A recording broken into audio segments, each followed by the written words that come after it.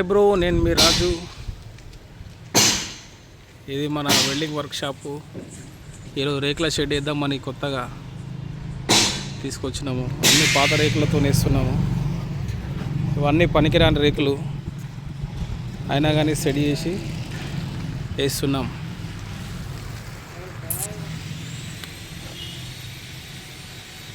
అక్కడి నుండి ఇక్కడ వరకు మొత్తం 28 ఉంటుంది. ఆ పైప్ నుండి ఈ పైపు వరకు 15 ఉంటుంది. అంటే 15 ఫీట్లు, 28/15. దీంట్లో ఒక రూమ్ వస్తుంది. దీంట్లో ఒక రూమ్ వేసి ఇవ్వాలా.